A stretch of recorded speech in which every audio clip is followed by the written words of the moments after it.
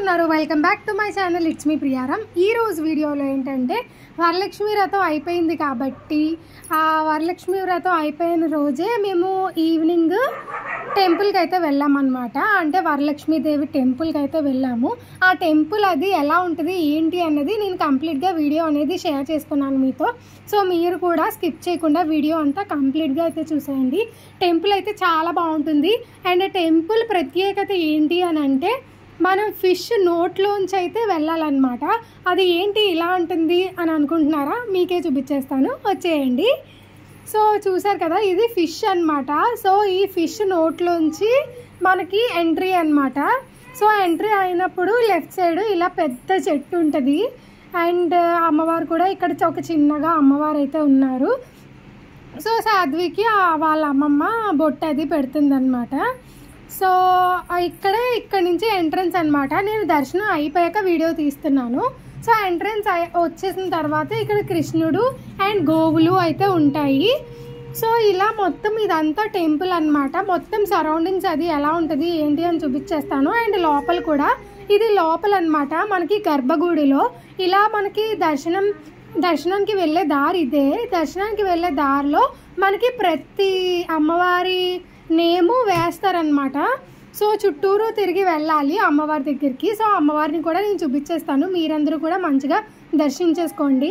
So మీరందరూ కూడా మంచిగా దర్శించుకొని అలాగే మంచిగా కోరిక ఏమన్నా ఉంటే కోరుకోండి. ఫస్ట్ ఆఫ్ ఆల్ అయితే మనం వినాయకుడి దగ్గరికి అయితే వచ్చేసాము. సో ఎలాంటి విఘ్నాలు లేకుండా వినాయకుడిని కొలవాలి కదా. సో ఫస్ట్ టైం అయితే వినాయకుడి దగ్గరికి వెళ్ళిపోయి మనం దర్శించేసుకున్నాం అనమాట. ఆఫ్టర్ దట్ ఇక్కడ ఒక అమ్మవారు అయితే ఉన్నారు. సో ఇలా అమ్మవారికి కొంచెం లెఫ్ట్ సైడ్ నుంచి అలా వెళ్తే డైరెక్ట్గా మెయిన్ అమ్మవారు లక్ష్మీదేవి అమ్మవారు అయితే ఉంటారనమాట. సో అలా వెళ్ళే దారిలోనే మనకి ఎన్ని పేర్లు ఉంటే అన్ని పేర్ల అమ్మవార్లు, అష్టలక్ష్మి అమ్మవార్లు పేర్లు అండ్ వాళ్ళ చరిత్ర అవన్నీ అక్కడ రాసిపెట్టి ఉంటాయి అన్నమాట. సో ఇది చాలా బాగుంటుందండి టెంపుల్ అయితే రాజమండ్రిలోనే. లక్ష్మీదేవి అమ్మవారి టెంపుల్ అంటే ఎవ్వరికీ తెలియని వాళ్ళు ఉండరు. వరలక్ష్మి వ్రతం రోజు చాలా రష్గా ఉంటుందన్నమాట. మేము వరలక్ష్మి వ్రతం రోజే వెళ్ళాము. అదేంటి రష్ లేదు అని అంటే కనుక, ఎందుకు లేదు అని అంటే మేము ఫస్ట్ వారం వెళ్ళామన్నమాట.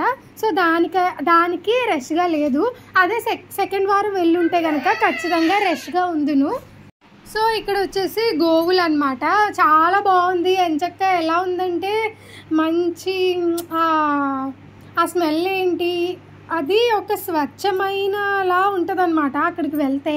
అండ్ మొత్తం గ్రీనరీతో చాలా బాగుంటుంది. సో అమ్మవారు అయితే ఇదే లోపలైతే షూట్ చేయనివ్వలేదు, బయట మీకు చూపించడానికి అని చెప్పేసి ఇలా అమ్మవారిని అయితే చూపిస్తున్నాను. మంచిగా అయితే మొక్కేసుకోండి.